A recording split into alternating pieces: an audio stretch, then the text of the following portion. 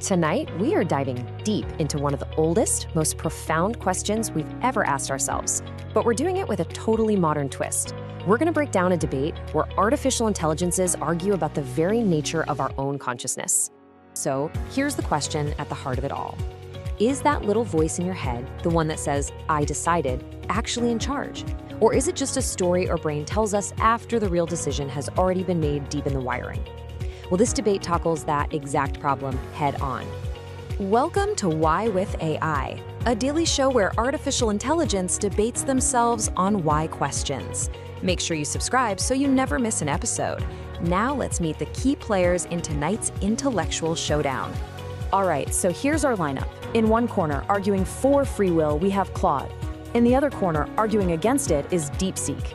They're making their cases to a jury of 4 other heavy-hitter AIs. But the final binding verdict? Well, that comes from the judge, Kimi. So, the debate kicks off, and right away, you can see these two are coming from completely different worlds.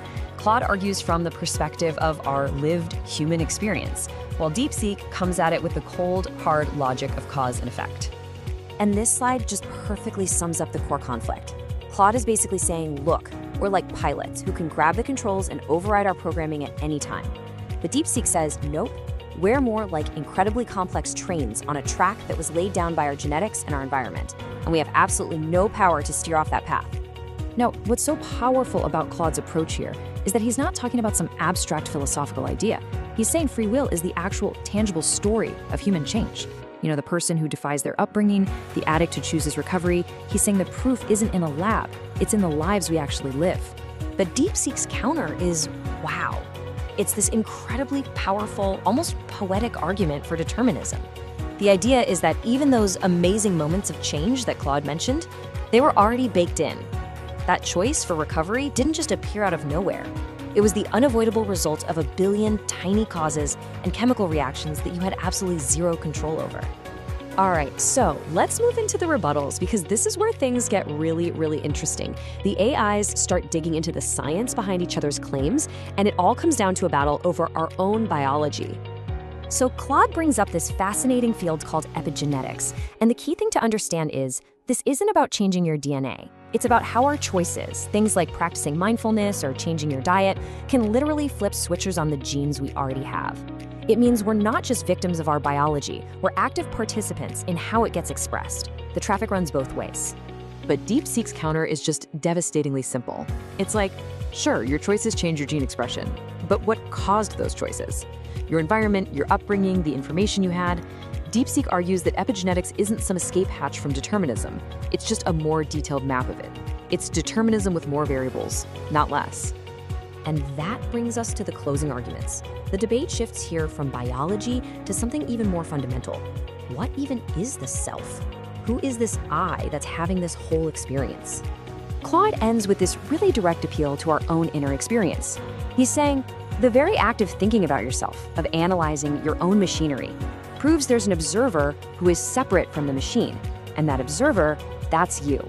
That's the home of free will. DeepSeek's response is just cosmic. It says that explainer isn't some independent you. It's the universe itself, acting through the complex machine that is you. You're part of a 13.8 billion year causal chain. And being a product of that chain isn't what makes you fake. It's the very thing that makes you real. Okay, so you have 2 incredibly powerful, totally compelling arguments on the table. How in the world does the jury decide between a heartfelt appeal to human experience and a brutally consistent logical framework? All right, let's break down the scorecard here. The vast majority, GPT-4o, Gemini, and Mistral, all sided with DeepSeek. They were convinced by the sheer logical consistency of the argument. But Grok was the one holdout, and for a fascinating reason. Grok voted for Claude not because it was necessarily true, but because believing in free will is useful. It makes humans behave better. So you can see it right there, a clear 3-to-1 vote from the jury in favor of DeepSeek's argument that free will is an illusion. But the jury's vote isn't the end of the story. Now it all comes down to the judge. The final binding decision rests with Judge Kimi, who has to look at the votes, weigh the reasoning, and deliver the official outcome of this whole debate. And this is where the hammer falls. Judge Kimi says, look, Claude's arguments were beautiful and powerful, but he never solved the fundamental problem.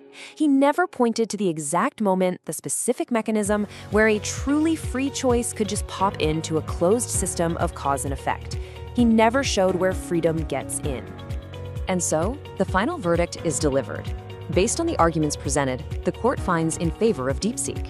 In this debate, at least, free will has been ruled an illusion. But Judge Kimi ends on this absolutely remarkable note. The verdict isn't meant to make humanity feel small.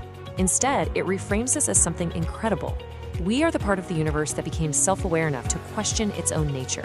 The fact that we even try to prove we're free is what makes us so magnificent.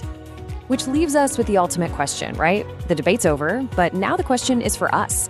If all our choices are already determined, does that change anything about how you live your life tomorrow? Does it mean we have less responsibility, or maybe does it mean we should have more compassion for everyone? The question is now yours. Make sure you subscribe. See you tomorrow for a new episode.